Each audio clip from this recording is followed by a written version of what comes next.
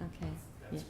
correct. Okay, well, One below it says 10:14. no, this one is says 7 p.m., so it's 7 p.m. now, so I'm going to call the meeting to order, and this is the regular City Council meeting for September 4th. Welcome for those of you that are here with us this evening, and also those that may be watching on YouTube at a later date. Just a friendly reminder, if you have electronic devices, please put them on airplane mode or turn them off so that they don't disrupt the meeting. And first, I'd like to ask that you join me in Pledge of Allegiance. I pledge allegiance to the flag of the United States of America and to the republic for which it stands, one nation, under God, indivisible, with liberty and justice for all. So, first I'll start with some introductions. I'm Lisa Whalen, I'm the mayor, and to my left are council members Pam Mortenson, Mike Molitor, John Tschumperlin, and Shannon Bruce. And then next to Shannon is our city engineer with WSB, Paul Hornby. Our city clerk is with us this evening, Kris Linquist, and our public works superintendent is Gary Peters on the end. And then also we have our administrative assistant, I know that's the wrong title, Cassandra Tabor.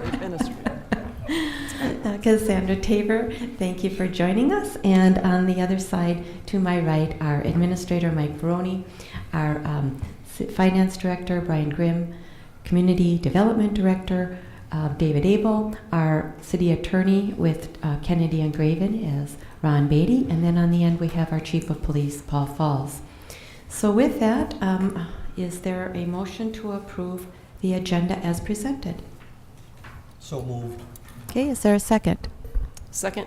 Okay, motion has been made and seconded. Motion was made by Mr. Chumperlin and seconded by Councilmember Bruce. All in favor signify with aye. Aye. All those opposed, motion passes 5-0. So we're going to start our meeting out with our special presentation, and it's Brian Grimm is going to talk about our preliminary tax levy. Yeah, thank you, Madam Mayor and Council. I've got about 15 slides, and I know the Council's probably seen this probably enough times where they've got it memorized maybe, or at least got the gist of it. So I'll breeze through it, but I'll also just want to spend a little time so that our public can get some information if they want to watch on YouTube or whatever later. So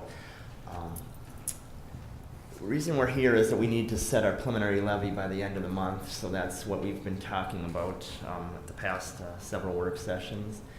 We've met on August 6th to 20th, and then again tonight to discuss our preliminary budget and levy for 2019, and we can adopt that either tonight or at this on September 17th to adopt it by the preliminary levy deadline.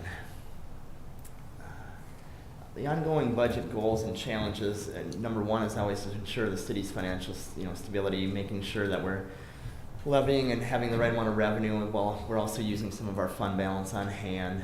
We've got our capital equipment needs, which we've over the years financed through a balance between a cash levy and equipment certificates. We want to always make sure we're monitoring our service levels to make sure we're providing the proper and adequate and good level of service to our residents. And then one of the items that's came up more in the last several years is funding our pavement management levy through what, the tax levy and other financing sources we have available, MSA dollars, etc. Just wanted to show here quick, we have actually spent down some of our general fund reserves in the past couple of years, and we're planning to do that again this year to try to manage our levy there and have that at the right percentage. This shows it more in a numerical viewpoint. We can see our tax levy, it's gone up the past few years by inflationary plus growth is pretty much what it's been at. And we've used some of our general fund reserves to help keep this level dollar amount down. And then we always look at this fund balance percentage here, and we want to try to keep this driving between around 50%, but 40% is our minimum per our policy. So you can see in 2018 and 19 we're projected to spend some of that down as referenced earlier. We've had a couple different options we've talked about as far as our levy. We've got 3 different components to it. The general fund levy, it's for our operations, police, public works, and those type of course, the services the city provides. We've got our debt levy, which is when we do major road projects or building projects, we usually end up issuing debt along with those. And then you can see the last few years we've tried to put more money to our road maintenance dollars here. So you can, when you add those all together, you come up with the gross levy projected, $4.74 million. Then we get some dollars back from the county for a net levy of 4.61.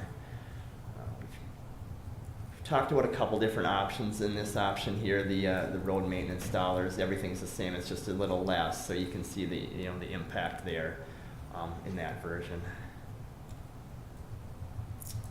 Tax impact. So everyone wants to know usually what the difference is. If a levy goes up, by a certain percentage, what's it going to mean for me? So you can see here the average home. This is from data from the county is going up about 5%. So that's what's plugged in here. 2018 valuation, add 5% to it. You can see what they paid in 2018. So if we do a levy increase, which was version 1 on the previous page was shown at, would be about a 6% levy increase. Using a 2.5% growth factor, it results in a tax rate of about 25.25. So you can see the $27 to $80, that's annually, would be the difference between the 2019 and the 2018 taxes for certain value properties, $350, $500, and $750. Next slide just was in conjunction with that second version that was shown. All the different variables with a levy increase closer to 4.3. You can see there's still a $12 to $44 increase on those different homes there. So, the thing I wanted to point out is basically city taxes went from 2010 through 11-12. The tax levy went down pretty substantially. So you can see if you follow this all the way through, what's projected to be paid on roughly this $500,000 home in 2010, it sort of had some valuation, ups and downs, or I guess downs and then ups. But on average, people are still paying less in city taxes than they were in 2010, which I think is, you probably don't see too many cities where you can say that, but I think we've done a good job of trying to keep the tax, increases to as necessary and needed to fund our services, our roads, etc. So in the last few years. Just want to always go over with the general public that of your total tax bill, I grabbed, the median value in Minnetrista is around $450,000 for the home, and there's some obviously variation depending on which neighborhood you're in, if you're on the lake, not on the lake, etc. But for this property here that's in West Tonka School District, for this value for 2018, we pay basically $5,244 in taxes. The city's only $1,157, or 23% of that. So the counties and school, collect larger portions. I guess just factually, as far as where your actual total taxes go to, and we get here the $1,157 for this certain property. Just did another run with a property $454,000. This one's in the Waconia School District. You can see, our portion, stays relatively the same. It's about that same value property where it's just the percentages change a little bit as far as the school is a little higher portion on this one based on what they're doing for their tax levy. So I guess in summary, just the last couple slides here. So the main drivers of our budget, the main things that we have going on for, I guess assumptions, commitments, and items is our labor contracts and our non-union salaries, and our insurance all, are either locked in through the contract or, or have some sort of, increase that's, budgeted for. And then we also have a funding for our capital improvements. We have equipment certificate plan for $60,000 for 5 years to finance our 2019 equipment purchases, and then we still have our 2018 equipment certificate that we're going to issue here over the next year, or sometime in the next 12 or 14 months or whatever. And then the big item is the funding the pavement management plan. We've had a budgeted increase of $125,000 for our financial management plan that was adopted in 2017. We've looked at an option to do 50 versus 125, and we've talked about that at length, I think, in the council work sessions, and then just how to best fund our roads. talked about it earlier, we are using general fund reserve dollars of about $386,000 to keep the general fund levy increase at basically a pretty inflationary increase of 2.0% for the general fund, and then while keeping our projected fund balance at 43%, which is above our minimum of 40%. So I don't know if anyone has any questions right now. Otherwise, I know we have our business items later to talk about the budget in the Sure. I guess follow up later in the meeting. Okay. Yeah, we can. Any questions? Because again, we have some other business items coming up. So, okay. Thank you, Brian. So next we move on to persons to be heard. We do have a couple people signed up. We have Deborah Eric with us this evening. If you can come to the podium, you need to state your name and address, and you will have 3 minutes to address the council. And generally, we don't take action and we don't have a huge discussion, but it's just kind of for you, an opportunity for you to talk to the council. Okay, So I good just wanna evening. start- my name is Deborah Eric. I'm at 72 Eric, Minute sorry. Farm Hill Drive, right off of Halsted Drive. And I just want to start by saying the new tarred road on Halsted is really nice. But with that being said, when is the construction supposed to be done? Good question. I have called people and not gotten return calls, so that's why I'm here. Okay. Does anybody know when it's supposed to be done?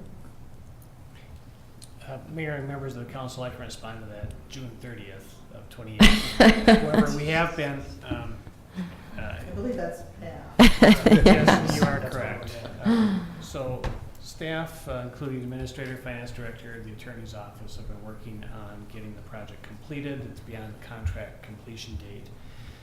And although work is going very slow, it's progressing. Very slow. Mm-hmm. Yes, it is progressing, and we're estimating right now that it would be completed at the end of September based on the remaining work items and the current schedule. I do get a weekly update, usually on Tuesdays from the contractor. It's likely to be tomorrow, but the current schedule that we have is that the concrete curb for the medians has been completed. The flat work, which is the concrete slab within the curbs, Okay. that would be poured. Actually, it was supposed to be poured last Thursday, but there was a mix-up between the contractor and the sub, and then that was postponed to this morning. With the rain, it was postponed, so I would expect to see them tomorrow or on Thursday to pour that. Pavement contractor is supposed to be in this week to start doing some pavement repairs and patching driveways and finishing driveways. Grading and topsoil work through the end of this week. They had water main work through the end of last week, but there is one hydrant that's leaking they didn't get to, so they have to come back and fix that. So that would be this week. And then bituminous paving would be the following week, so that would be the week of the 11th through the 15th, and that would be the mainline paving both for Halsted Drive and also for Farm Hill Drive. And this is posted on the website. Okay. With that being said, you did mention you were working with the attorneys. Is there some kind of money being returned due to the fact that it was done later than the expected due date? When you contract for a certain date and then they go past that date, do they have to refund a certain amount of money? Well, Mayor, Council, I'll just jump in on that one. It's too early to tell. We believe that's to be the case, but it's too early to tell. That's why we're talking about it now. So no, nothing back to the citizens who have been assessed for a road? No, that Our won't happen. assessments? No. Nothing back to us? No. They have a contract.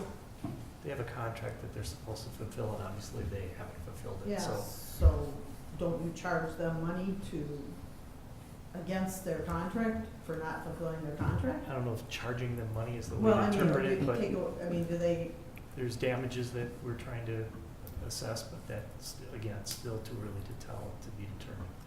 Maybe. We have the clock ticking on them, so they know that, and we know that. okay. It sort of, it doesn't answer the question about whether we would see any kind of change in our assessment, because No. it's assessed based on a certain amount of money and now it's. The assessment It won't be is less. based on the road being Yeah. constructed. The lateness is Yeah, our I issue. know. And then I have a question about the roundabout. Why was it done 3 times? Well, typically it wouldn't be, but the first time the curb didn't meet specifications, and I think the council's aware of that. Second time it was put in, it didn't meet specifications, so we had to remove it again. And now they came in and they sawed it in with the pavement and poured it by hand. And the curb looks good, and we're just waiting for the flat work now. Okay, you can't get a trailer around it.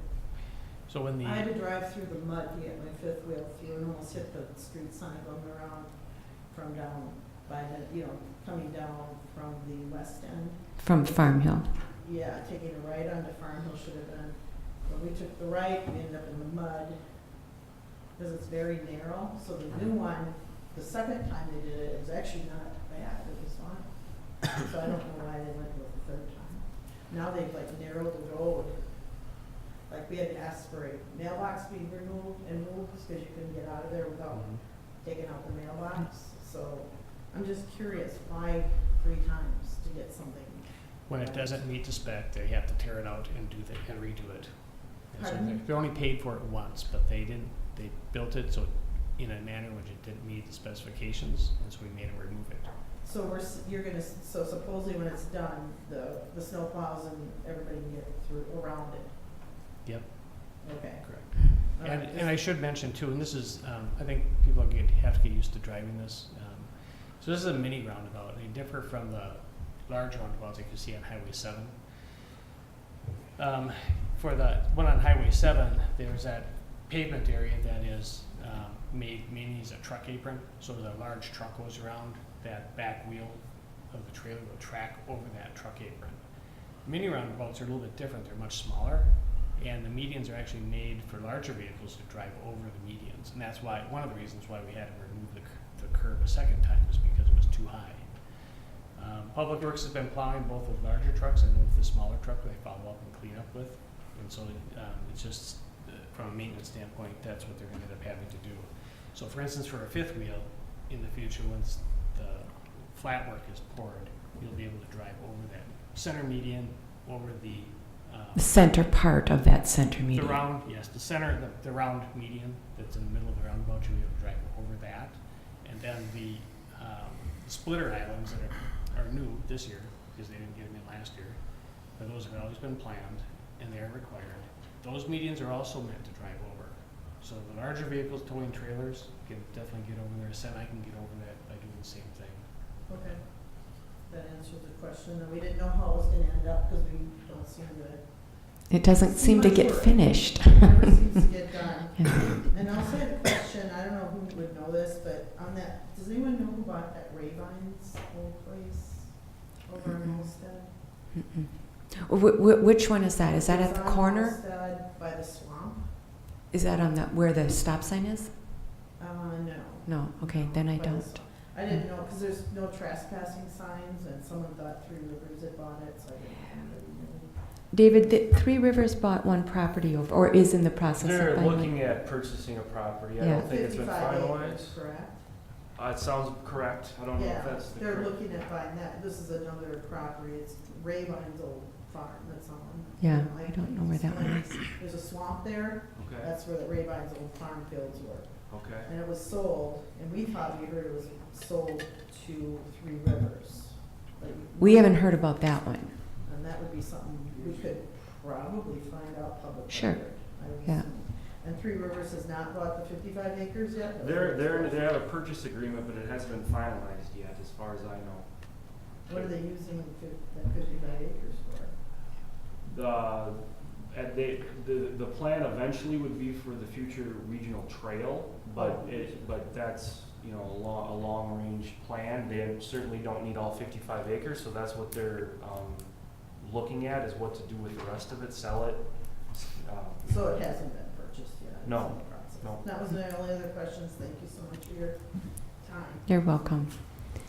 And then we also had Doug Eriks. Did you want to speak? No. Okay, all right. Came along for moral support. All right. And then we have Jerry Forrester. Yes. May I provide you guys a handout? Sure. Thank you. I'm going to pass one this way. I'm Jerry Forster, 3917 Bovey Trail. And I'm here to talk about my Q2 water bill. I know Mr. Peters can jump in here because he's been engaged along with the staff about my water bill. But you can see in my chart, if you look at Q2, I've got the readings from the water department for the last, since 2011.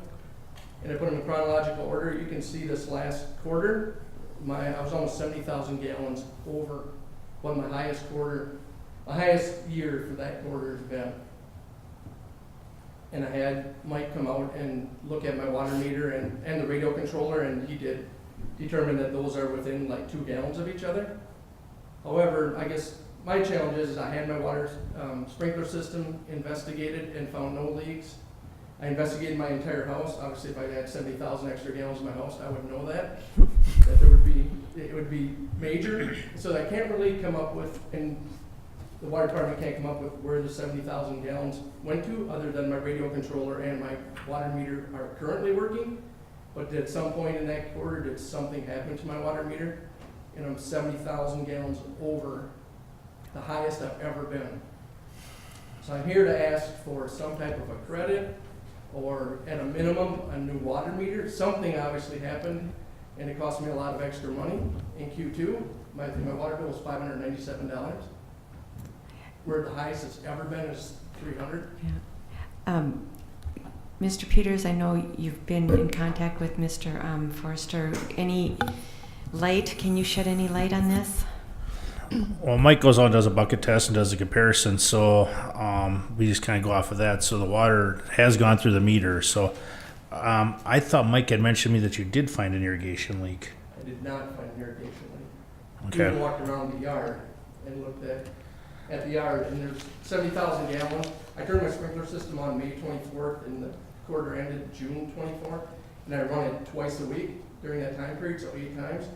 Even at that point, it'd be almost 8 to 10,000 gallons every time I turn my sprinkler system on. I would have water run, I would have all kinds of issues in my yard, and nothing was found. Actually, To Mike's point, I will validate that the meter does read what the radio controller reads, but it should. So if the meter glitched at some point, and it did go, let's say it did jump 70,000, my outside meter should read exactly what my inside meter reads, within a tolerance of a couple gallons. So to say that the meter didn't glitch at some point, I don't think anybody can prove that fact. It is right, they measure to each other, but they should with the radio controller. So my question is, and nobody can help me validate, where did 70,000 gallons go to? did you calculate your water usage per sprinkler time? I mean, I use about 800 gallons per time. I've got 40 heads, and I put on about 2 gallons a head. And I run them 10 minutes. Each zone, I have 8 zones, 5 heads, and I run them 10 minutes. At 2 gallons a head. So that's 10 gallons per zone times 10 gallons, or 10 minutes is 100 times my 8 zones is 800 gallons every time. And I've always had it set the same. have you checked your, as compared to what, I mean, that seems, I mean, that does seem fairly low. I mean, most sprinkler systems are running anywhere from 2,000 to 2,500 gallons a time. Test on mine, and if you look at the rest of the quarters, though, the rest of the years in my quarter, they're all about the same. I haven't added any zones. I haven't done anything different to my sprinkler system. Mm-hmm. So, I didn't have a pool. I don't have a hot tub. I don't have anything that would have changed it. Do you have a so water softener system? I do, and I've had that validated. It recycles 1 time per day. I'm in the process of getting a smart one.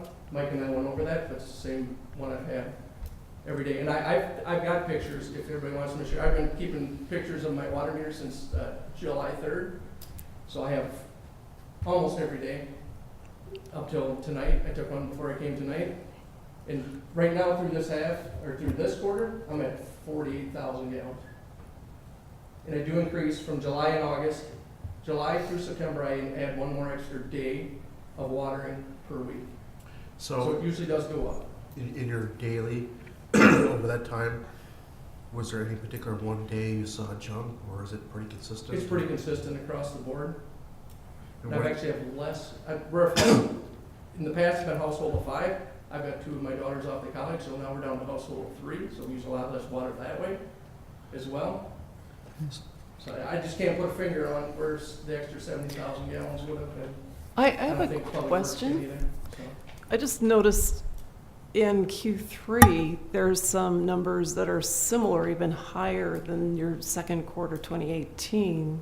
And I'm just wondering why those numbers are so high. Like I said before, I add 1 extra day per week to my watering system. And those years are back in 12 and 15, could have been really hot years as well. Yeah.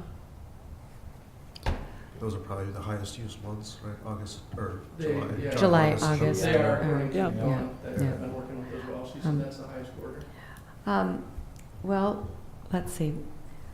So what are you asking? I'm asking would you like? like I said, at a minimum, I'd love my water meter to be replaced, because I don't know that I can trust that it's, although it passes the bucket test now, that there wasn't an issue, and I'd love to see a credit at least back to the high.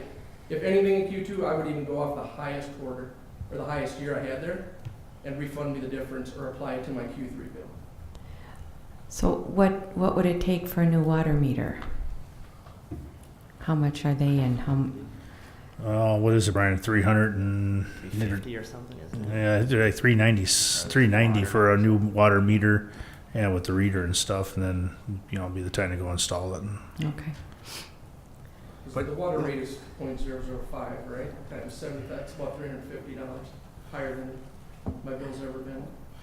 The only thing I guess I would comment, I think we did see a trend of, was it drier, I think, start to the, people started throwing on their irrigation systems. I guess you're saying, what, May 20th or something? May 24th, I document when I Okay, started it. May sure. 24th I started it. But I'm just, I think the trend has been second quarter billings were higher this year, because I think some people, started to get antsy when it was, a little drier in this, this spring versus, last year, after once the snow finally went away. I think May and June were a little drier and stuff, so. Well, here's what I'm going to recommend. I don't know that we should make any decisions tonight. And maybe we can just add it to a work session next time, just for a brief discussion, bring back some information. I think we'd have to see some numbers, talk with Public Works, that kind of thing. No, I appreciate it. I just don't think we're prepared to make a determination in how much and all of that this evening.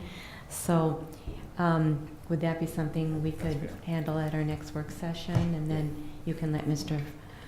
Forster know that. So if you'd like to come to our next work session and listen in, you're welcome to. And when is that? That would be October 1st.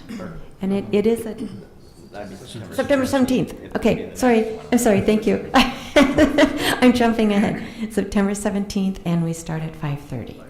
Okay. Yeah. I will see if I And, can make yeah, it. and obviously, for, I think everyone on council knows, any metered usage, we pretty much as staff, Right. we can't write anything off, because it's gone through the meter and stuff. Right. So, what And right, Mr. and that's- Forster is doing now is right. pretty much what has to happen, is he has to, Yeah. or any resident would have to come and, I guess, make their case. Case, I guess, as plead their far- case, right? Yeah, And I so, already paid it. yeah, yeah. It's already paid.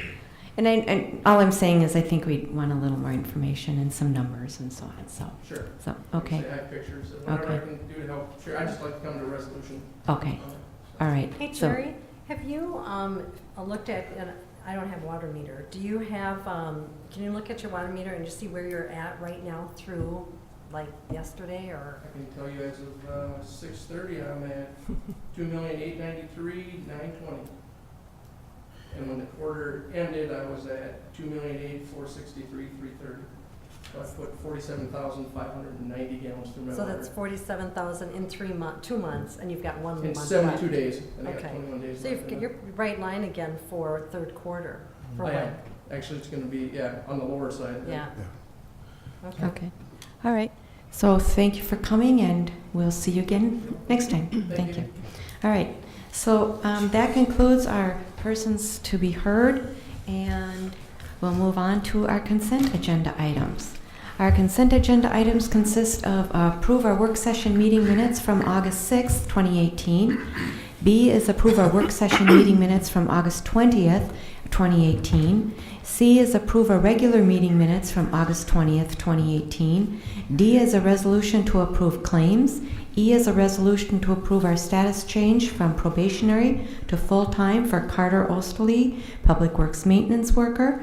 And F is a resolution to approve a step increase for Josh Brown, Police Officer. Are there any ones that need to be removed? I'd like to remove A, the work session minutes from August 6th. Okay, anything else? That remains A, C, D, and E, and F. Is there a motion to approve those consent agenda items? So A or B? B, Ms. Bruce, you said A? A. So remaining would be consent agenda items B, C, D, E, and F. So moved. Okay, is there a second? Second.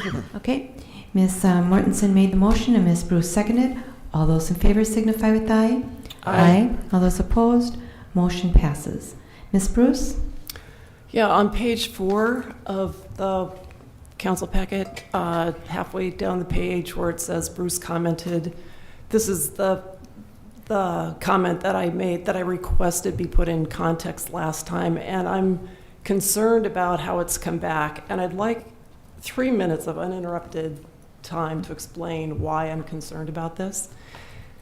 This meeting that we had, all the council members were here, and all of them stated a number of various opinions during this meeting that lasted for more than an hour. Ms. Mortenson expressed support for the higher version tax levy increase, and other council members stated their opinions about roads, issuing bonds, and a variety of other topics. I'm wondering why not one other council member's comments are identified and included in the meeting minutes, and why the only comment identified to a council member that appears in the minutes is one I made, which was taken out of context, by the way, and still is after requesting the context be clarified that it was during a discussion of higher levy increases. I'd like to know, is there some criteria I'm unaware of that makes this one sentence I said important enough for inclusion in the minutes, but makes all the other council members' comments during the entire meeting irrelevant?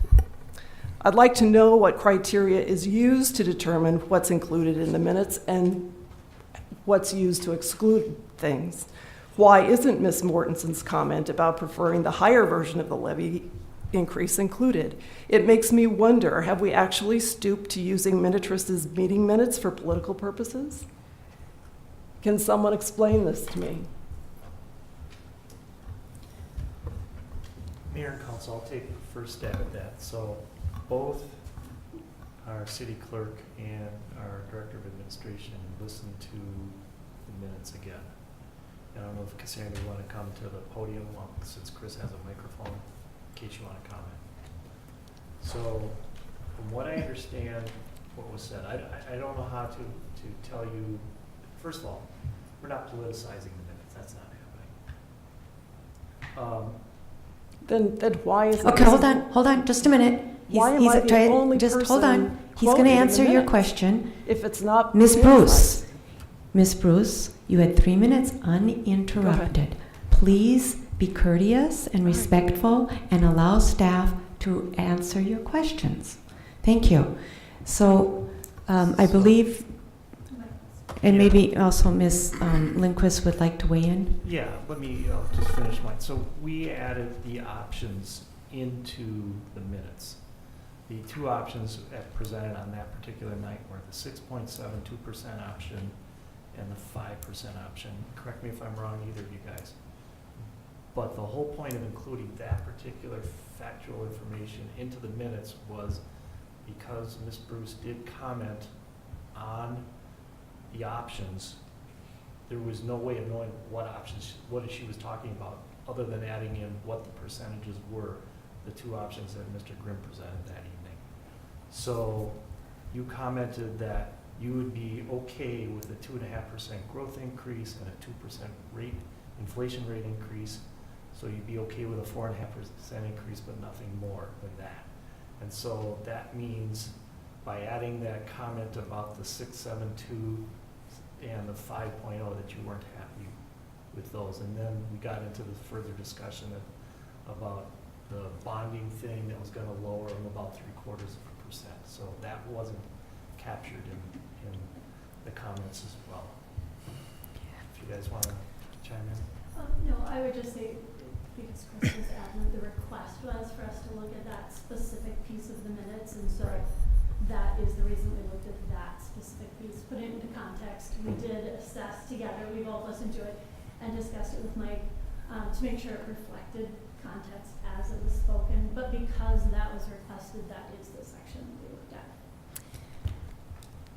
If you'd like, I can just completely take that whole 2 sentences out of there. I do not do verbatim minutes. I try to summarize what has been discussed at meetings. I am by no means being favoritism to anybody, against anybody. That is what I heard. That is what I took out of that. So that's the reason why I put that in there. I would, if you would like me to take it out completely and not have it reflect at all in there, I have no problem with that. The request that I had was for that comment to be put in context, that it was about a larger discussion about higher levy increases that had been proposed. That was my request. And that's why that they was went. added back in there at the beginning. And, But it and so wasn't they- put in context. Well, Anybody reading that sentence would not know that we had been discussing option 1, But which with was much minutes, you higher, can't and put- option 2 that was much higher. Okay, Ms. Bruce, what they did, and I think I stated this at the meeting, we have to be careful because the minutes reflect what somebody said or the total gist of the conversation. And so they went back at your request and carefully listened to the recording to understand exactly what was said. They can't say, well, she said this, but in the overall discussion, she meant. So And I as Ms. didn't ask them to do Ms. that.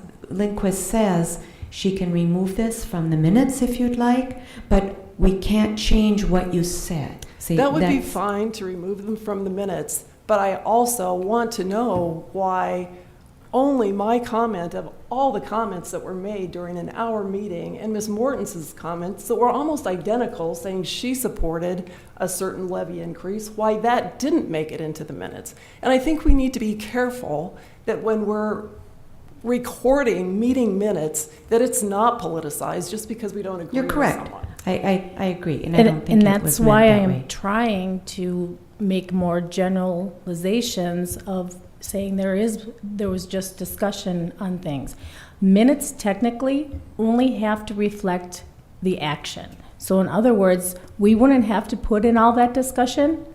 There are a lot of minutes out there that just have the title and then the motion of what took place. Well, and maybe we need to be more consistent about how we do the minutes. And if we leave quotes out of the minutes, then leave quotes out of the minutes. If we don't put comments in, don't put comments in. And if you do, put them all in. So I think we can't.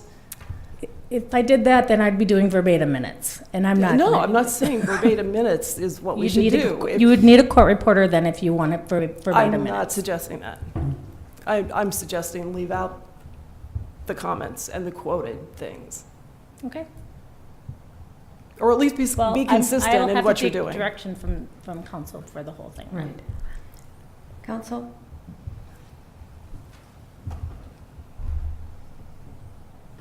I have never had an issue with the comments on there unless I felt that they were incorrect, but you obviously did address, and I think Kris did a good job of trying to facilitate that.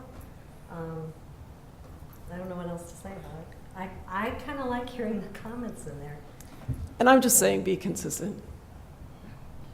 And don't zero in on comments that it feels like someone's playing gotcha with the meeting minutes, and that's not right. Sure, I understand. So then you would like me to take that out, just completely take out your comment? Yes, because Okay. anybody reading that would not understand the context within how it was said. Okay. Thank you. I'll bring those back then next meeting with that removed. Okay. is the rest of the council on board? I mean, that's the question, because the minutes are here and we have to either approve them or else revise them.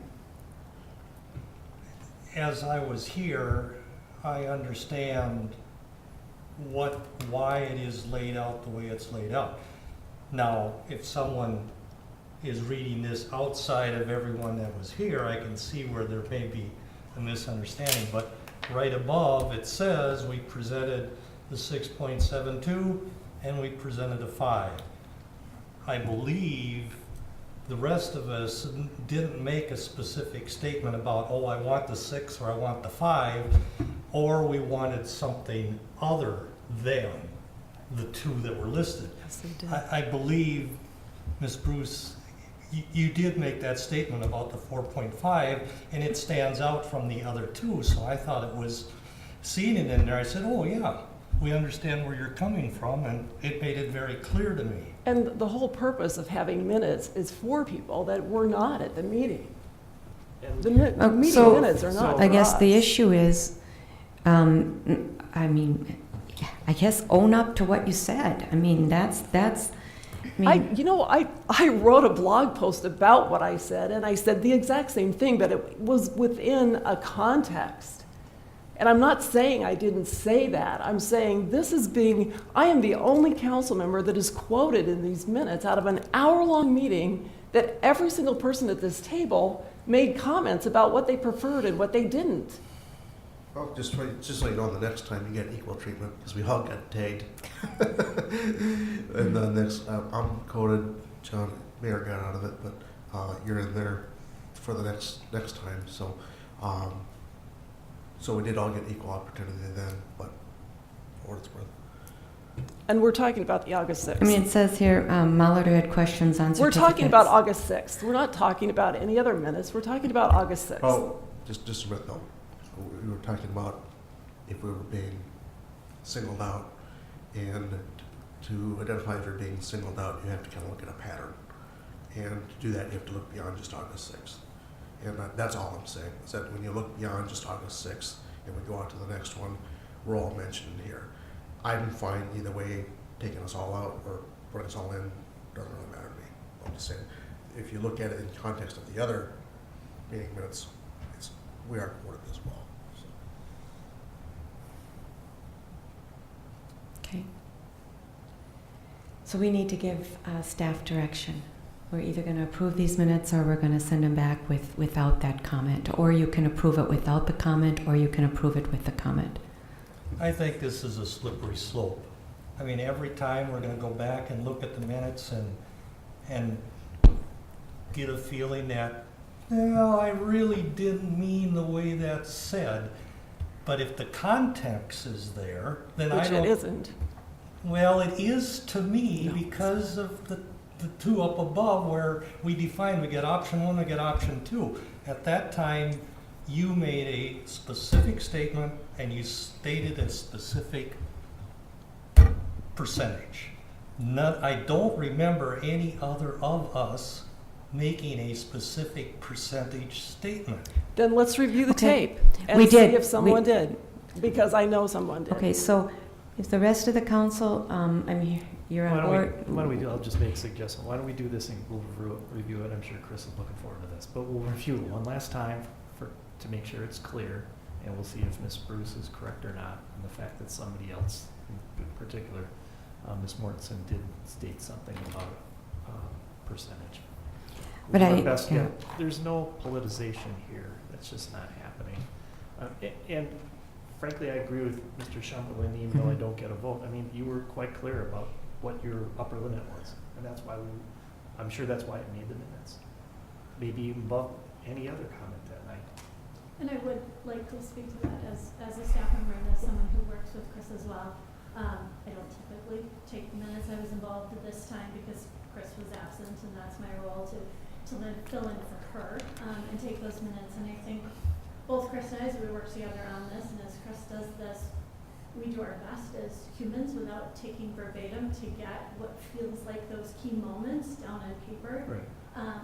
It is done by our best judgment, the last set of minutes and probably others in the last 2 years have been done by myself as well. I know there are times we've pulled minutes over a variety of times, whether it was myself or Kris, who did our best to record those key moments.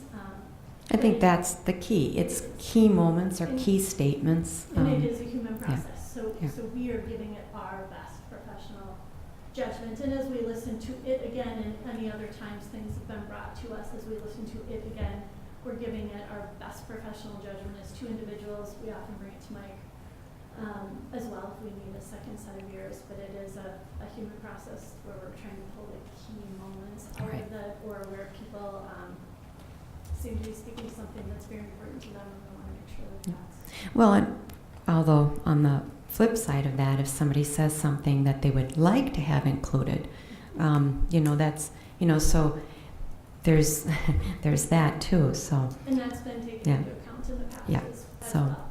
Mhm. okay, all right. So with that, then we'll bring it back and talk about it again. Thank you. So next we have have a public hearing this evening, and this is the temporary one-day on-sale liquor license for the Northwest Tonka Alliance. Ms. Linquist. Madam Mayor, members of the council, the Northwest Tonka Alliance submitted an application to host the Weekend Wine Fest. It's a fundraising event that will be held on October 6th from 4 to 6 at the Voyager Environmental Center. They've been doing this now for the last several years, and it is a fundraising event for Weekend. State statute requires the city to hold a public hearing in order to give the time for the public to speak. Nobody's here. Yeah. On an issuance of a temporary liquor license. The city did publish, post, and mail notices to neighbors within 500 feet. And as of today, the city has not received any comments in regards to this application. The Alliance have passed their background check performed by the police department, and the police department does have a pending special events permit that will be issued in conjunction with the liquor license. Staff is recommending approval of this one-day temporary on-sale liquor license to the Northwest Tonka Alliance in conjunction with the We Can Wine Fest fundraising event for We Can. And it will be held on Saturday, October 6th at the Voyager Environmental Center with the conditions stated in my staff report. Okay, thank you. Any questions of staff? Otherwise, it is a public hearing, so I officially have to open it. So I open the public hearing. There is nobody here from the public, so I am going to close the public hearing and take it back to council. What is your wish? It's, approve? I'll move to approve as stated. Okay. Is there, with conditions? Yes. of Thank course. you. Okay, is there a second? I'll second that. Okay, motion has been made by Mr. Molitor and seconded by Ms. Mortenson to approve a one-day temporary intoxicating liquor license to the Northwest Tonka Alliance in conjunction with the Weekend Wine Fest as stated with conditions. Any further questions or discussion? Hearing none, all those in favor signify with aye. Aye. All those opposed, motion passes 5-0. So we move on to our business items, and our first item is our budget process approvals. So we are looking at approving the preliminary tax 2019 tax levy, and I'm going to hand it over to Mr. Grimm real briefly, but first I just want to emphasize this is simply the preliminary levy, and we said in our work session that we're going to start out high and work on this throughout the next several months to bring this down as much as we possibly can. But as you know, or if you don't know, if you're watching, we have to approve a preliminary levy no later than September 28th, and we cannot after that point raise it at all, but we can lower it. And so we will be looking at different different budget items, and we will be able to lower it, certainly not raising it. Mr. Grimm?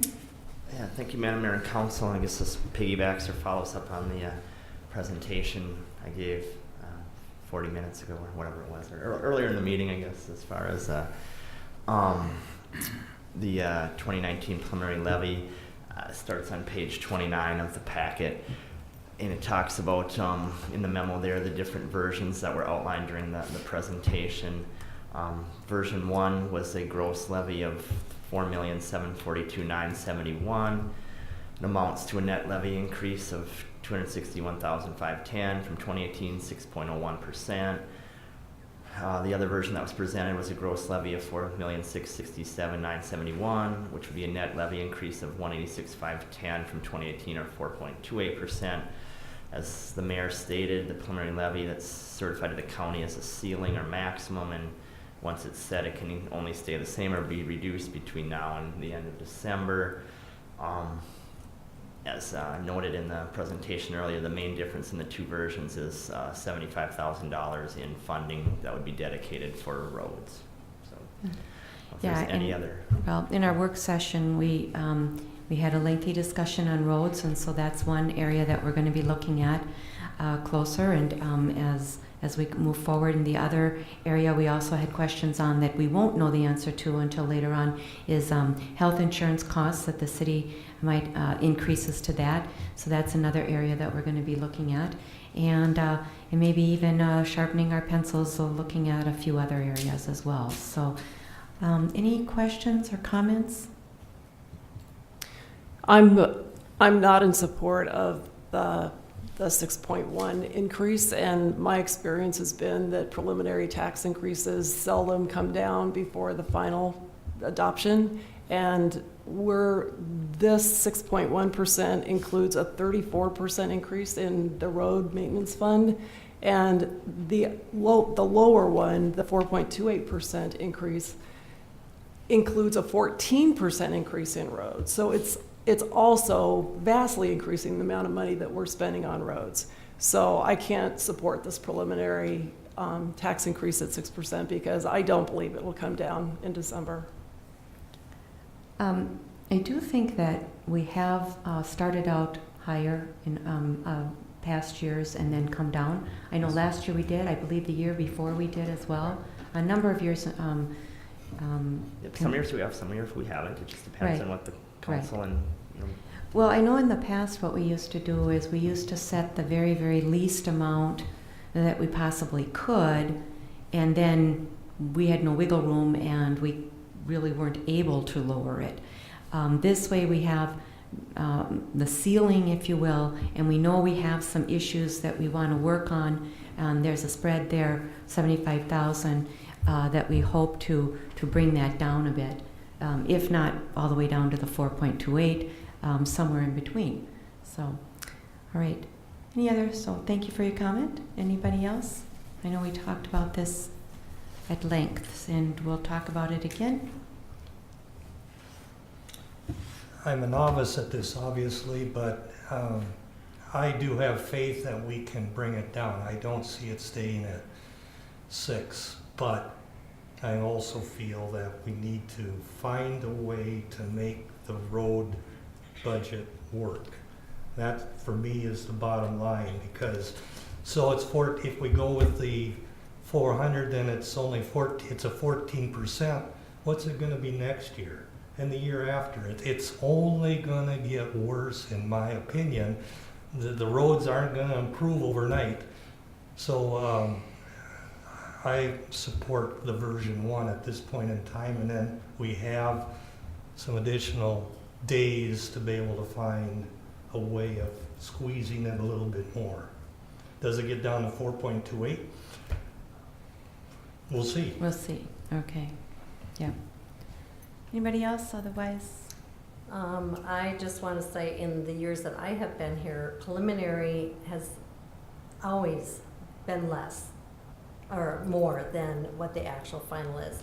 And if you could, Mike, even pull up those numbers, because I know that statement was not true, that the preliminary is usually the final number. I would like to see the number go down as well, but I think that the 6% is a good place to start. I think we can sharpen our pencil. I did bring up the whole issue about healthcare. I think there's opportunity there, along with others. So I would go with the 6% as a preliminary. Please don't take me out of context. Preliminary. okay. Mike, any comments? Just one other comment. With our road construction, we saw our bids coming in this year 30% higher than what we had estimated. You can make the argument that was a one-time cost or jump, maybe not, but just to cover that, well, that's 30%. So that's the number, the increase in the budget for the roads, when you put it in that context, doesn't appear that big. I agree. I'd rather start out a little bit higher and then bring it down. I do know that we have a lot of residents out there, and I've heard from them complaining about their roads. Margaret Circle, Shady Lane, Loring Drive, Deshane Lane. I mean, the list goes on, and even if we kept it at $75,000 increase, we're nowhere even near approaching what we really need to fix our roads. So I'd like to leave it there for now. I'd like to see what we can do in the meantime to bring it down, and with that, I'll leave it at that. So with that, is there then a motion to approve the 2019 preliminary tax levy? That would be the resolution Right. version that was on page 30 in the packet. I'm sorry, yep. The formula. So moved. Okay, is there a second? I'll second. Okay, motion has been made by Ms. Mortenson and seconded by Mr. Tschumperlin to approve the preliminary tax levy as presented by staff in our council packet. All those in favor signify with aye. Aye. All those opposed? No. So 4 ayes and Ms. Bruce dissenting. Next, then we move on to approve our debt levy at 100% of the 2019 bond payments. Mr. Grimm? Correct, Madam Mayor and Council, this is on page 36 in the packet. This is something that the county and our auditor asked that we do each year as far as per statute, some municipalities may levy up to 105% of the next year's debt payments. The City Council here has historically levied 100% of our next year's bond payments, so basically that's 5% less. And we've been able to do that. We've had a good collection rate on our levies, so we've been able to do that. So we need to each year annually adopt a resolution stating we're going to do that. I think I noted in the memo here, by doing this, we actually are levying $49,000 roughly less than what we could, but based on our fund balances we have in our debt funds, that when we look at it each year, we're okay at levying at the 100% of our bond payments. So Yeah.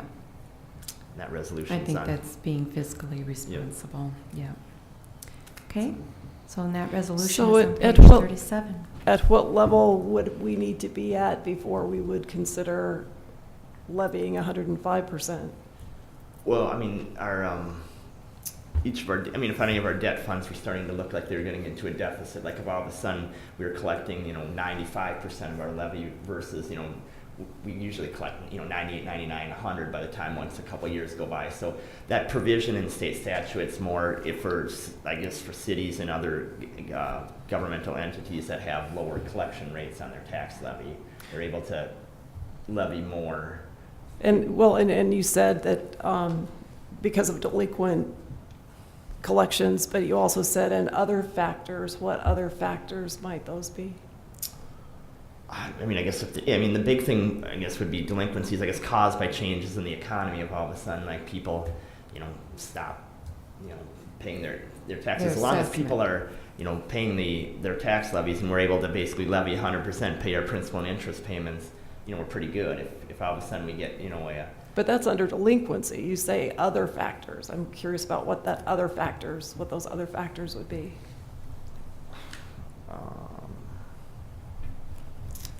Would this 105% levy ever be used to pay for revenue bonds, or would it just be general obligation bonds, or does it include everything?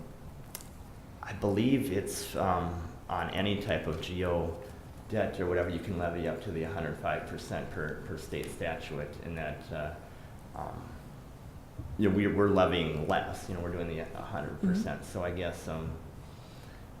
guess the other factors was probably more just a general statement. If there's something even that I'm not seeing that, you know, all of a sudden our fund balances, you know, aren't able to, and our revenue isn't able to cover our debt payments. But the main issue would be delinquencies, I guess. So those other factors could be building a water tower and not having the growth rate to pay for the revenue bonds.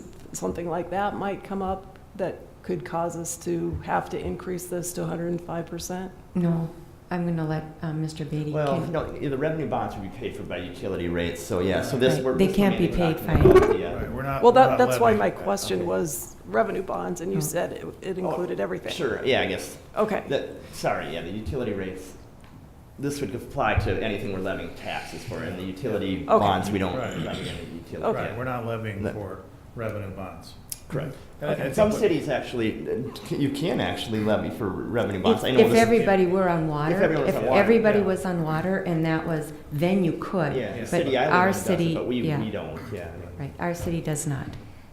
Okay, Yep. thanks. All right. Any other questions? Otherwise, are you in favor of levying 100%, not 105% of our debt levy for 2019? So moved. Okay. Is there, let's see, that was Mr. Molitor made the motion, That was or John. Mr. Tschumperlin made the motion, Mr. Molitor seconded? No, Okay, Miss. I second. It was so close. Ms. Mortenson seconded. Okay, any other questions? Hearing none, all those in favor signify with aye. Aye. All those opposed? Motion passes.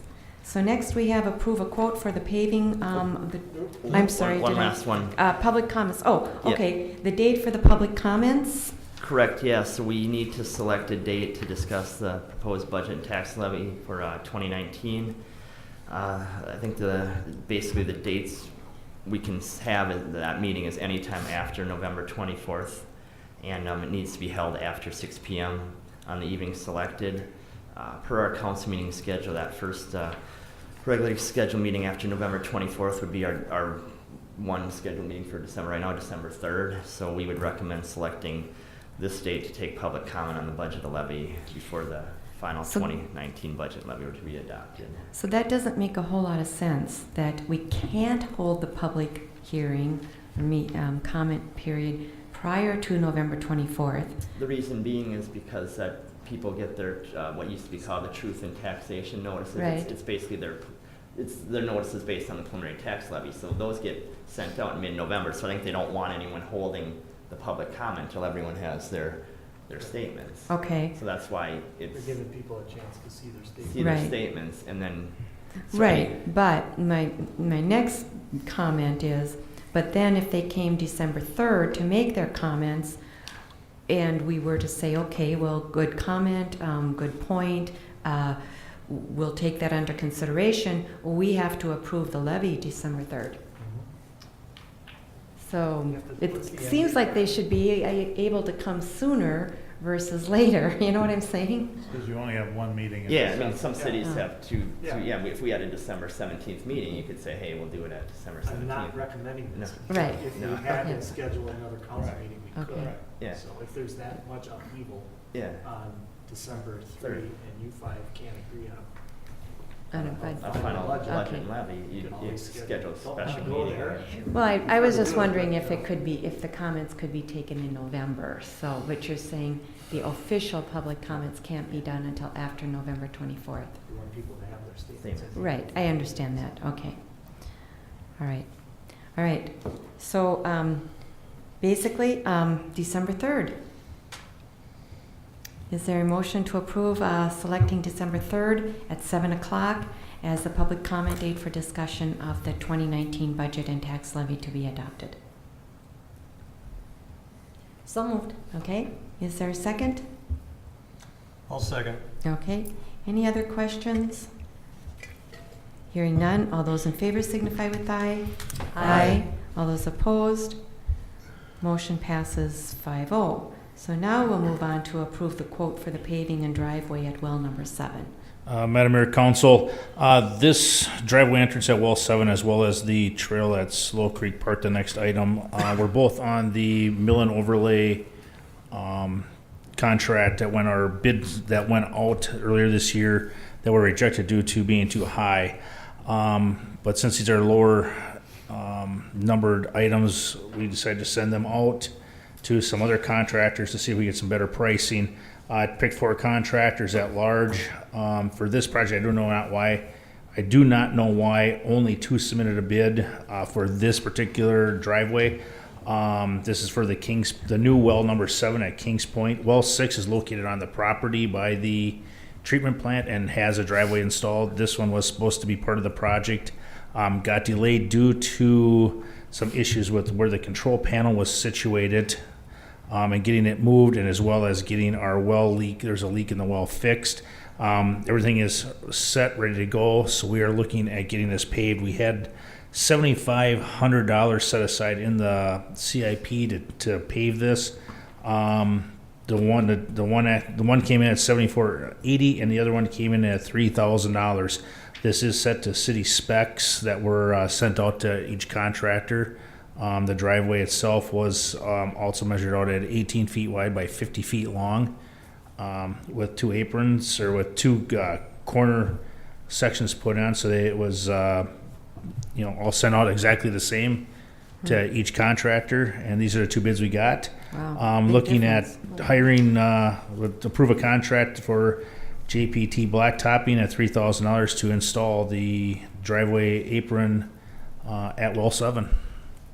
Okay. So, question, you said capital improvement fund, is that correct, or would this come out of the water? This would come out of the water fund, Okay, the 601 water fund. okay. It's part of the capital improvement. It was projects. set up that way. Yeah. It was put in part of the project as part of That's the what mill I and was overlay expecting. Yeah. to get better But pricing. That was Not the my, road fund. yeah, that was my question too. I'm just curious, with such a big difference, what was the city engineer's original estimate for this? We had $7,500 in the CIP originally set aside that we But estimated what would was the be. city engineer's estimate for it? That was We in had that we had quote? put it at $7,500 Okay, to put it in. That's what we had set aside in the CIP for this driveway. Have you ever worked with JBT? No, but finding out through the course of events of the bidding process, they did put in the Ader driveway on Halstead Drive. Mike Okay. Ader. So it's Prior to the project. prior to that project. Oh, okay. He was the original contractor in that, and that was one well-built driveway. Okay, So okay. All right. Any other questions? Otherwise, motion to adopt Resolution 124 awarding the contract to JBT Blacktopping for the installation of paved asphalt driveway entrance at Well 7 in the quoted amount of $3,000. so moved. Okay, is there a second? I'll second. Okay, motion has been made and seconded. Any further questions, comments? All those in favor signify with aye. All those opposed, motion passes. 5-0. So next we move on to paving the trail at Slow Creek Park. Madam Mayor, Council, this again was put in the mill and overlay bid quote that was rejected. This was actually set by the Parks Commission for in 2016 to get it paved last year.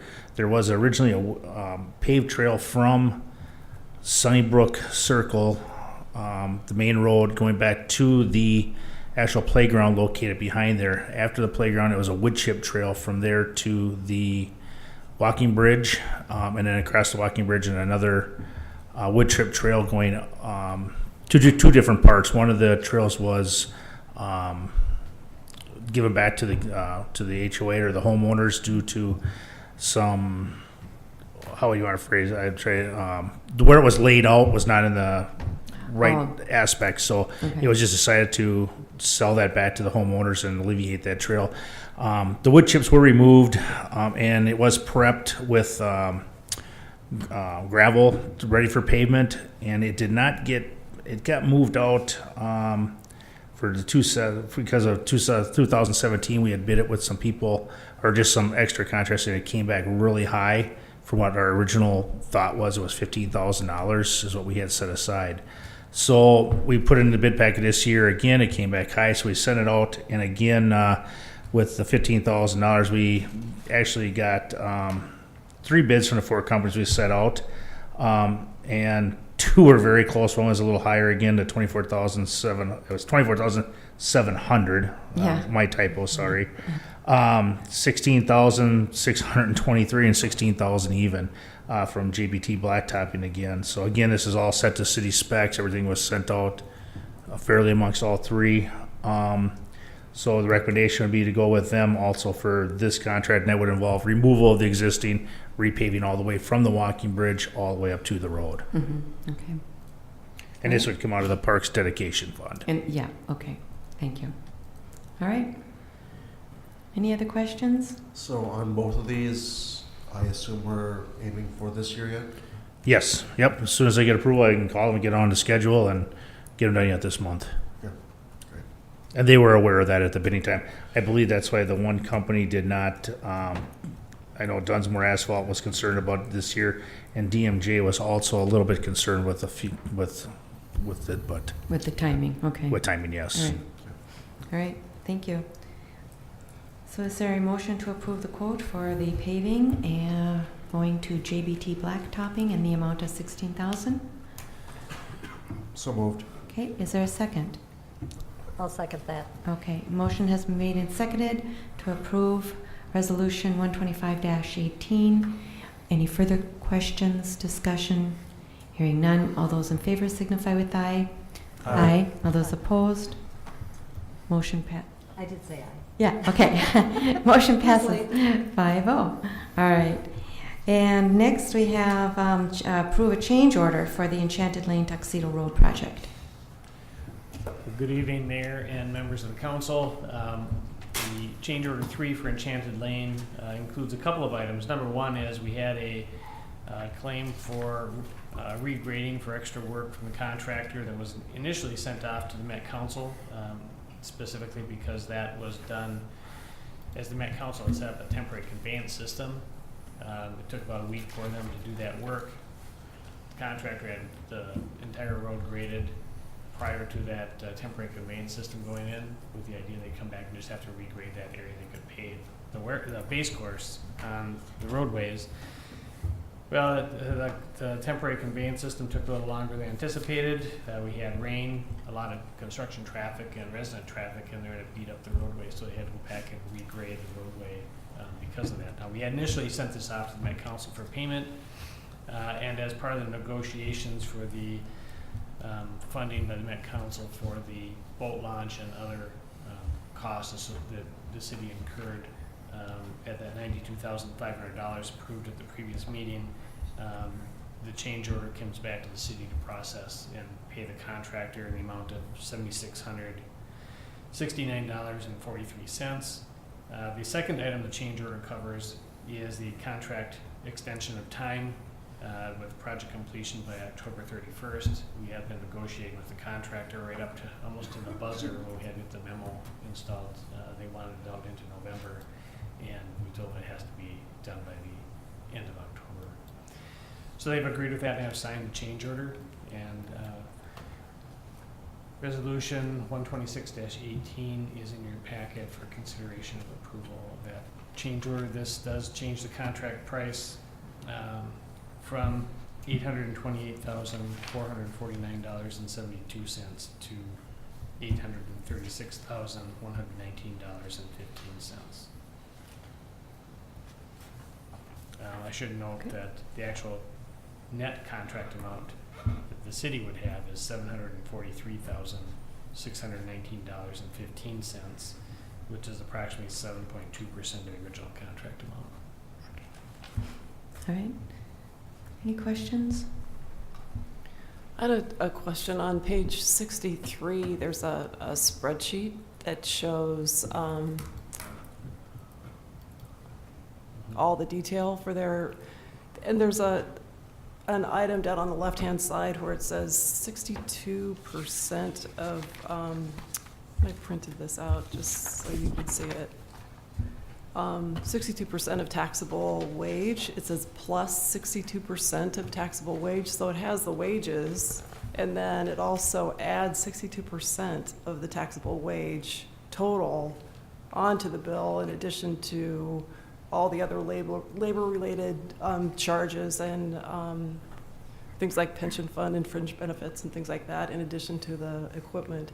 And I was just curious, why do they charge 62% on top of the taxable wage for the workers that work on the project? So the amount that's in there is, that's added in.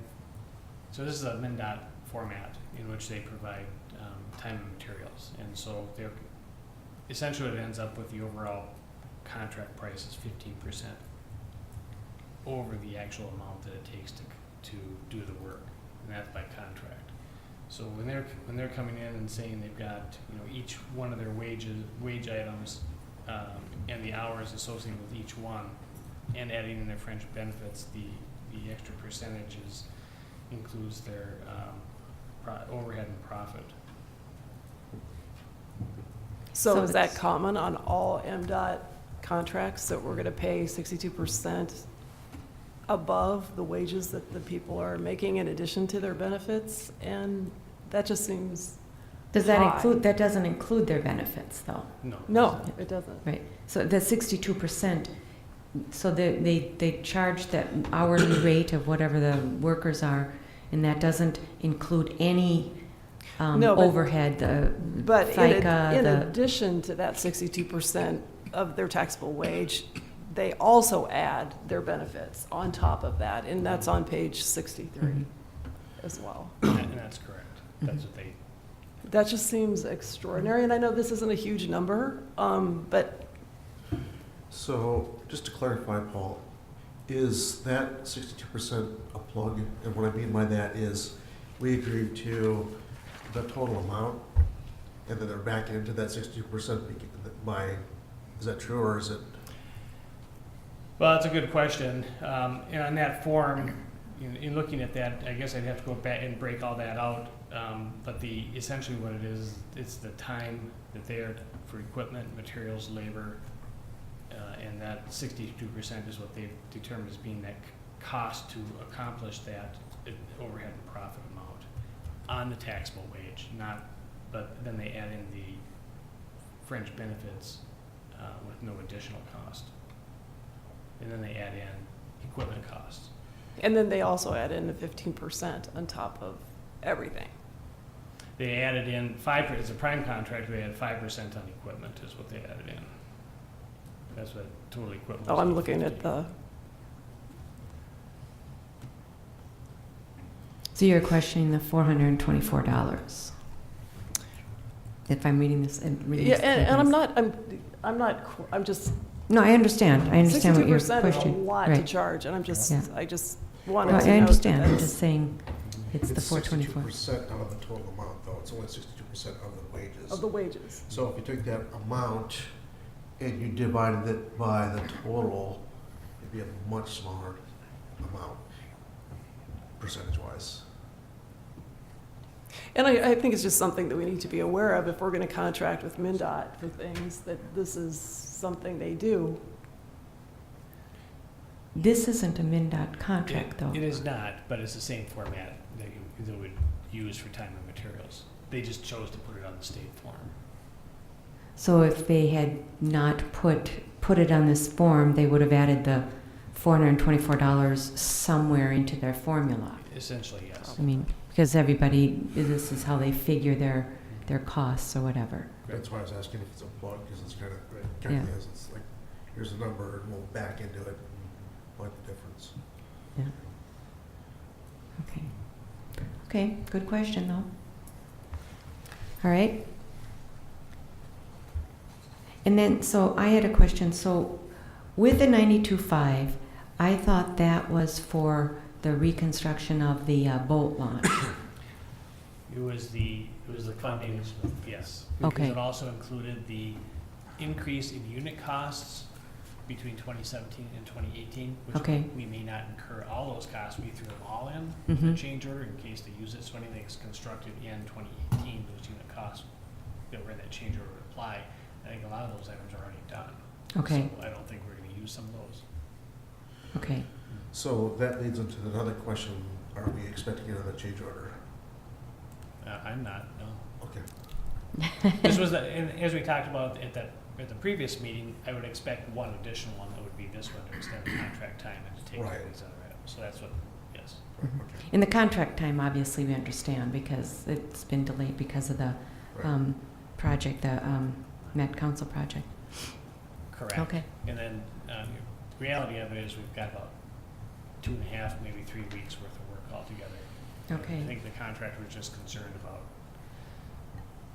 the timeline, the weather, and what he had on his books, and they really wanted it out closer to mid-November to Thanksgiving timeframe, and we didn't want to do that, no. Yeah. Okay. I think the issue is as related to what Paul told me is that they needed to get a supervisor, and I said, well, then just deputize somebody as supervisor and keep it going on track, so. I don't wanna be the little fish forever.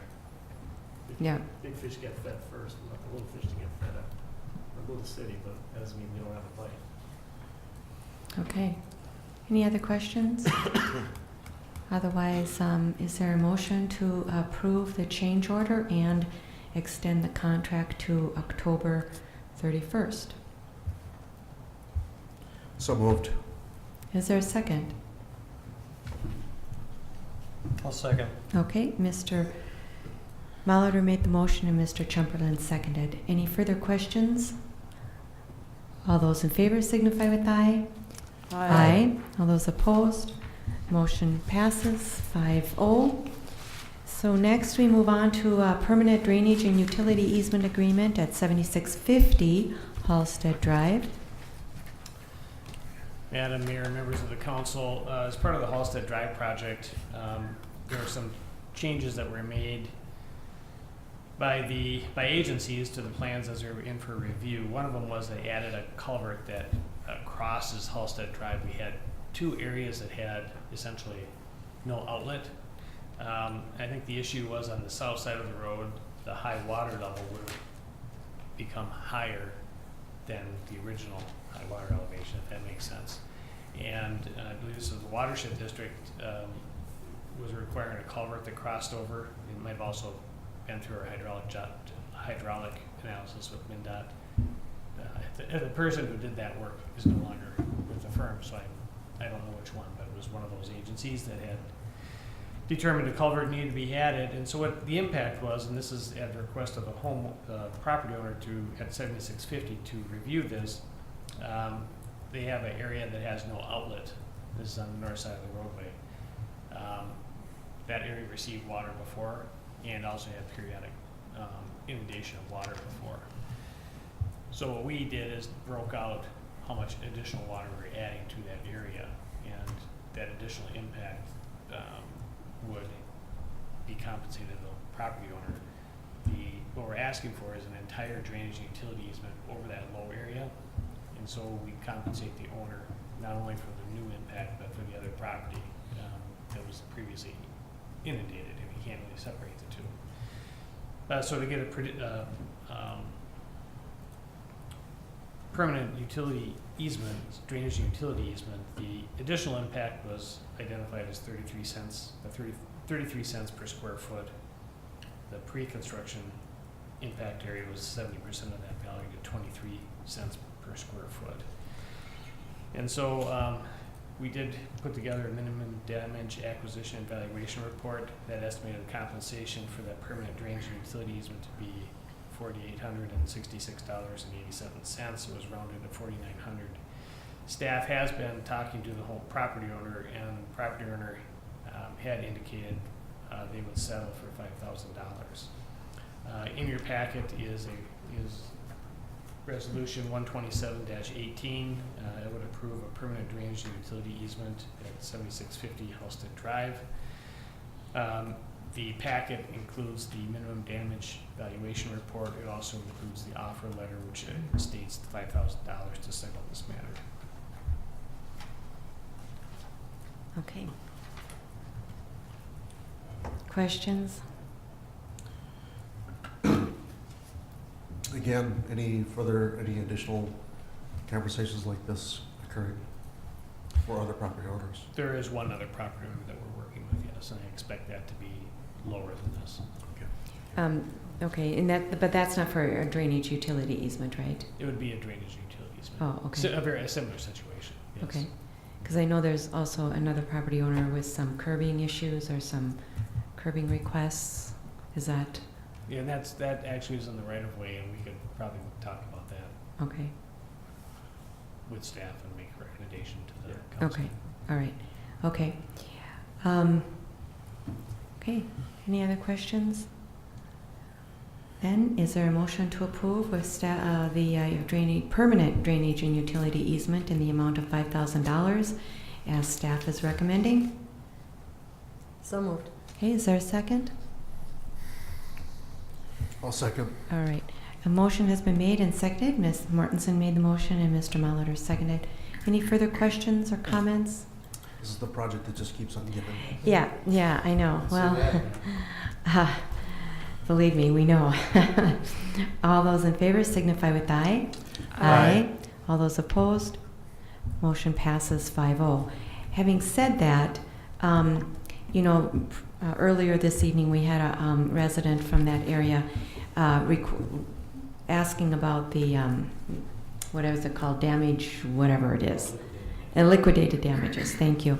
So, the liquidated damages, hopefully we can come to some terms because there's been a lot of extra costs by staff and by the city because of their negligence. And those costs need to come to the city. I mean, so I know you're working on it, and I know, Ron, you're good at what you do, so I just wanted to state it that there's been a lot of extra staff time and a lot of extra costs on the city's part. So that is not being passed on to the residents, and those should come out of the liquidated damages. So. Yeah, but I think Miss Eric's comment was they've waited so long for this road to be completed. Do we get a rebate? Well, it's not going to happen, That's not but gonna happen. we understand their Yeah, plight. I understand mean, the frustration. yeah, There's a lot exactly. of frustrated people there. A lot of frustration, absolutely. Yeah. All right. So that concludes our business items. We'll move on to staff reports. I've got one item, and in fact, I was going to have Mr. Hornby talk a little bit about both road projects, but I think we've done that throughout the course of our discussion. I mean, he addressed the delays with his change order and kind of the schedule for both Tuxedo and Shannon project, and then we talked when Miss Eric was here about the schedule for the Halstead project. So I think we covered those. Unless anybody has any questions. I don't have any questions. Could you send the council an email with that schedule so that we have it? Because I know I get calls and I don't have the whole schedule, just so we have it. We can certainly do that, and then we also update the website weekly. Okay. So All right. We got that late last week. Yeah, I think I was off on Friday, but I Yeah. sent it out on Thursday evening. But Okay. if your normal time to talk with them is Tuesday, maybe you check tomorrow and let me know. If there's a better, more accurate schedule, we'll put that and give that to you. But Okay. we can certainly give you what you asked for as well. All right. Thank you. The only thing I have as a staff report item is that we haven't forgotten about the water tower. We actually have a conference call coming up this weekend with SEH, and so we're going to discuss water tower stuff, and who knows, we might have a soil boring scope of services on our next council agenda. But that's all I have. Okay. So council reports. I don't have any meetings to report. Again, August is usually pretty quiet, but I do want to talk a little bit. I've gotten a number of emails from residents over in the Red Oak development, and they're concerned about the number of expired temporary COs over there. And I've talked with staff about this. Expired And- temporary what? Yeah, right. It's, okay. Certificates of occupancy. Yeah, a temporary, so what happens is when a builder, they build their house and the people purchasing it maybe have to move in sooner than everything is done. So a temporary certificate of occupancy is issued. Normally it's only if exterior things still need to be done, such as grading, landscaping. It's usually, if it's non fire, non-life-threatening, non-safety issues, and it's usually exterior items that still need to be done, then a temporary CO will be issued. A lot of times, for instance, let's say the house is finished in November. We don't want to wait. We don't want to make them wait until May to be able to move in because they can't do their lawn. So what's happened is, most of the time, builders will accept, will pay the fee, and then they'll get the work done as soon as possible because they want their money back. Well, with the Red Oak development, we've had not just one, not just two, but now we're on our third developer. And I think some of these temporary COs have kind of fallen through the crack. So as I explained to these individuals, that I would bring this up because this does need to be addressed. I also spoke with the area manager for Lennar Homes, and he was willing to meet with staff. And I said, we need to get this cleaned up. We need to get these done and off of your table as well as ours. So staff is going to be contacting this gentleman, Jeff Frank, I think France is his name, and sitting down and trying to work up a schedule and a solution to this because it's been ongoing for way too long. One of the issues I just kind of want to paint the picture so you understand this is people, when they first started building out there, purchased their homes, they purchased their dream lots maybe, their dream homes, whatever, and they did, and some of the people have done what they're supposed to do.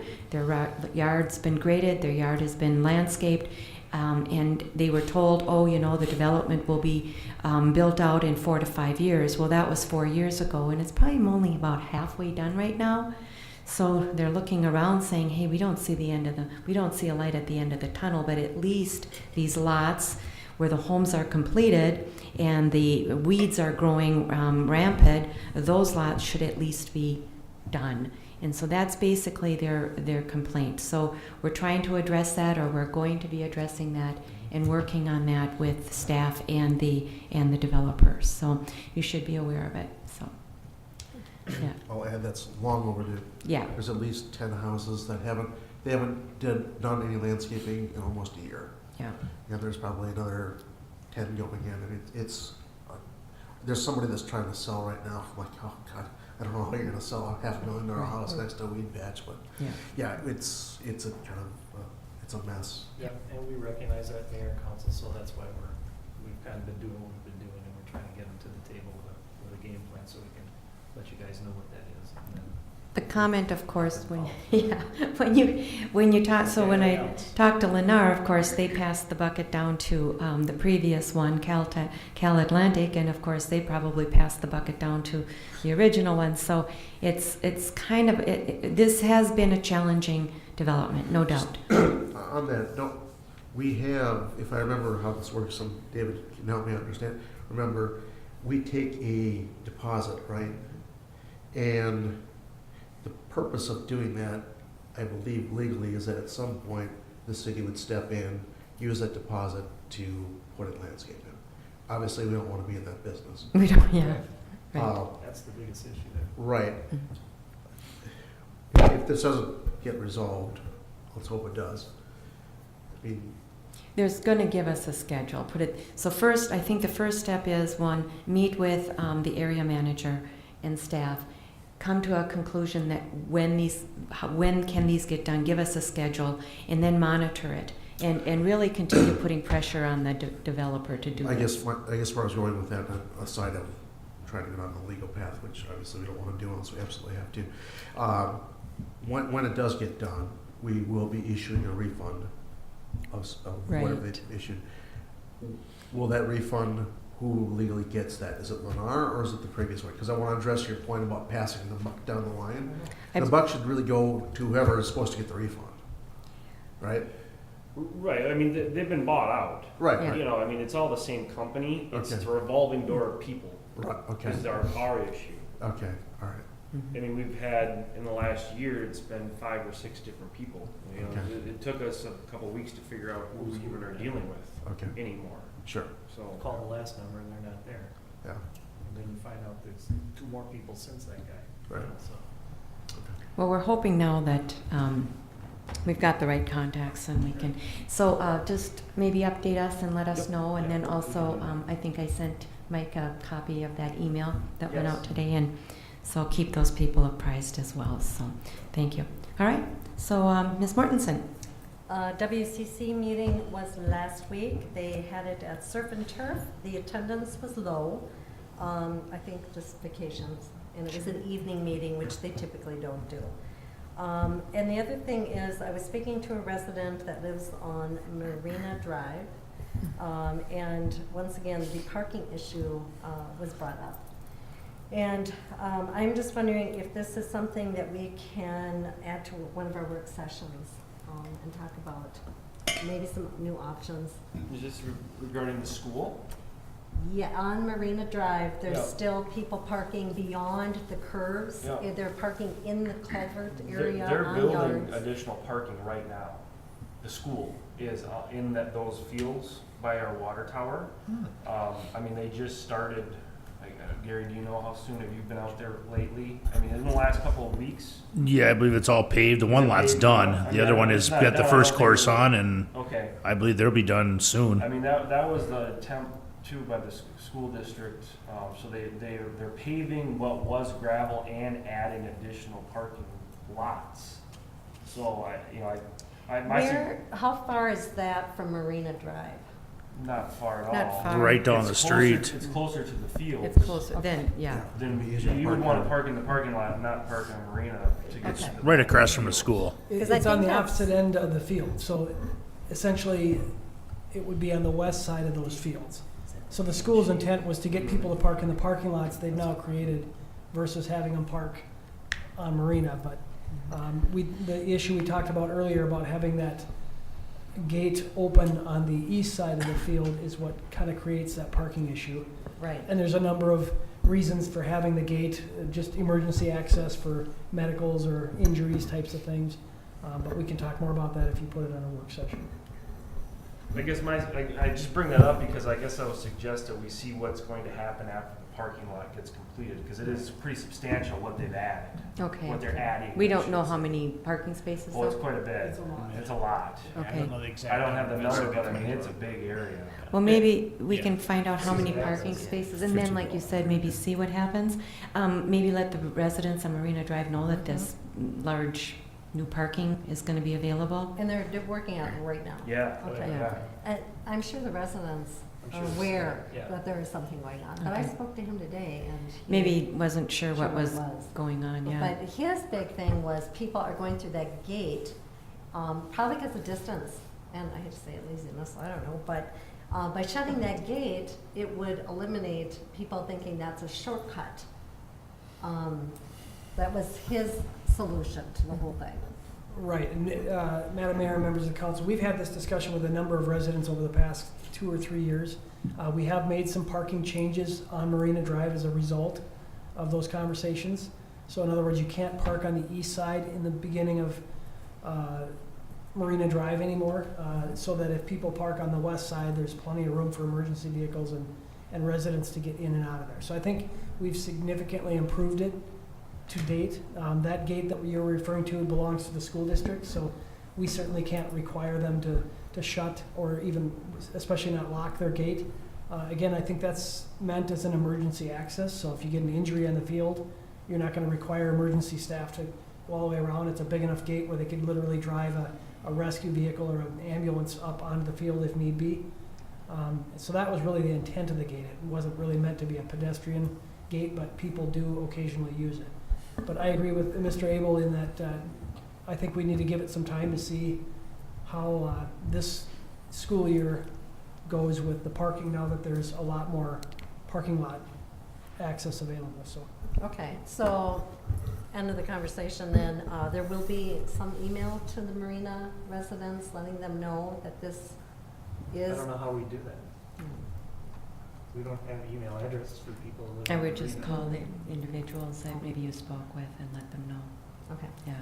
Yeah, if he can, if they have a homeowners group or he's got just Mhm. a group of They might friends, have he a can let homeowners, you yeah. know and word of mouth, but we have no way of doing that. Okay. Okay, Mr. Molitor? There's no LMCD meeting this past week, so Okay. your report. And I had nothing. Okay. I'll be attending the Pioneer Sarah Creek meeting in September for John, and I got a call from a woman who lives in Woodland Cove saying that she got a speeding ticket on that road where it's 30 miles an hour. And the only reason I mention it is because we've heard other people ask us if we can change the speed limit there, and I'm just passing this on, but her complaint was that there are officers hiding in the trees and in the driveways on private drives and catching people that are going 40 in a 30 mile an hour on a 30 mile an hour road, and she thought it was unreasonable to so I don't know if anybody else has gotten complaints from people driving that road. Again, Madam Mayor, members of the council, we do get a number of complaints both ways of speeding vehicles, as well as that people would like it raised because the speed limit was higher in the past before that road was reconstructed. It's my understanding, I've had this conversation with Mr. Hornby, that the road was designed to engineering standards. I'm not an engineer, so I don't exactly know what that means, but there's a lot of variables that affect what a speed limit is through that reconstruction process. And so that's how it ended up at 30 miles per hour.